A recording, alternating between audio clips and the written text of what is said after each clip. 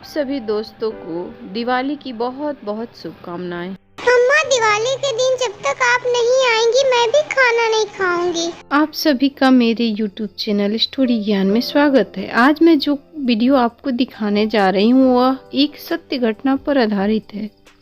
एक गांव में रमेश और उसकी पत्नी रागिनी और उसकी बेटी लक्ष्मी रहती थी। एक दिन रमेश को बुखार लग जाता है। उसके बाद रागिनी, जब तक मेरी तबीयत सही नहीं होती है तब तक तो दुकान बंद रखना पड़ेगा। रागिनी अपने पति को समझाती है और अगले दिन दुकान पे जाती है। मम्मी, सुबह से तो आप सब खाना बेच रही हो, मेरे को भी भूख लगी है, मुझे कुछ खाने को दो। रागिनी लक्ष्मी को कुछ खाने को देती है, लेकिन तुरंत देखती है कि वह उधर से चली गई। फिर रागिनी जाकर देखती है कि ये कहाँ गई लड़की।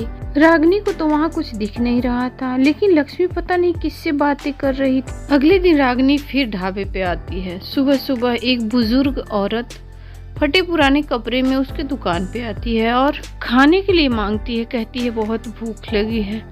रागिनी कुछ देर सोचती है, फिर वह अपने दुकान से कुछ उठाकर उसको खाने के लिए देती है और कहती है कि अभी आप इतना ही ले जाओ और खा लो, बाद में आना, अगर कुछ बचा रहेगा तो मैं आपको और दे दूंगी। उसके बाद वह औरत खाना लेकर चली जाती है। रागिनी जब घर आती है, रागिनी, मैं ठीक हो गया हूँ, अब तुम परेशान मत होना। और लक्ष्मी को क्यों नहीं लेकर गई थी?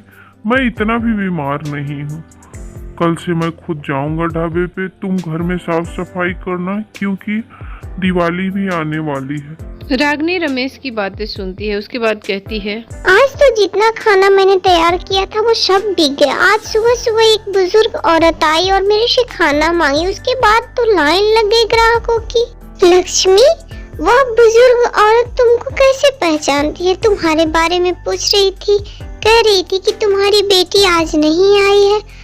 तुम उसको कब से जानती हो बेटी?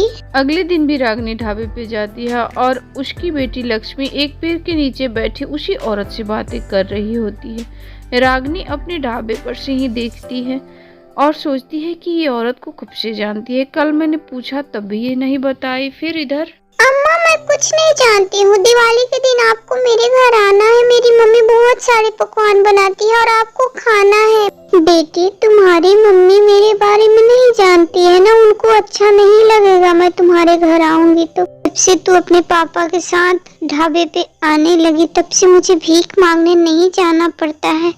तू तो रोज ही मुझे खिलाती है, कल तेरी माँ भी खिलाई थी। लक्ष्मी उसकी कोई बातें नहीं सुनती है और कहती है, कल दिवाली है अम्मा, आपको जरूर आना है, मैं कोई बात नहीं सुनूंगी। और फिर चली जाती है। अगले दिन दिवाली के दिन सब कुछ सजाने के बाद उसकी मम्मी रंगोली बना रही थी। बेटी, तुम पटाखे भी नहीं उड़ा रही हो और किसका इंतजार कर रही हो? कभी इधर देख रही हो, कभी उधर देख रही हो, क्या बात है लक्ष्मी? उसके बाद वो सब वहाँ से आकर माता लक्ष्मी और गणेश जी की बहुत अच्छी तरह से पूजा करते हैं। फिर उसके पापा कमरे में उसको बुलाते हैं। लक्ष्मी, तुम्हारी तबीयत ठीक नहीं है, आज तुमने पटाखे भी नहीं छोड़े और इधर उधर देख रही हो, बच्चों के साथ खेल भी नहीं रही हो, क्या बात है बेटा? पापा, मैं ठीक हूँ, कोई बात नहीं। आज मेरा मन नहीं किया पटाखे उड़ाने का और आप खाना खा लीजिए, मैं और मम्मी थोड़ी देर बाद खाएंगे। मम्मी, मुझे अभी भूख नहीं लगी है, पापा को खाना खिला दो, थोड़ी देर बाद मैं खा लूंगी। ऐसा कहकर लक्ष्मी अपने माँ को टाल देती है। माँ उसकी जाकर पापा को उसके खाना खिलाकर सोने के लिए आती है। फिर, लक्ष्मी, खाना खाना है तो खा लो, नहीं तो चलो सोने, मैं थक गई हूँ सुबह से। तुम्हें पता नहीं आज क्या हुआ, मैं सोने जा रही हूँ। जब दोनों सोने जाते हैं तब लक्ष्मी अपनी मम्मी से सारी बातें कहती है और मम्मी से कहती है कि मम्मी वो नहीं खाएगी अम्मा, तब तक मुझे नींद नहीं आएगी। रागिनी जब सारी बातें सुनती है तो वह भी मिठाई और बहुत सारे पकवान लेकर उस बुढ़िया के घर चल देती है। आज दिवाली की रात थी। माता लक्ष्मी भ्रमण करने के लिए पृथ्वी पर आई। उन्होंने देखा कि इतनी रात को ये मिठाई और पकवान लेकर ये दोनों कहाँ जा रही है।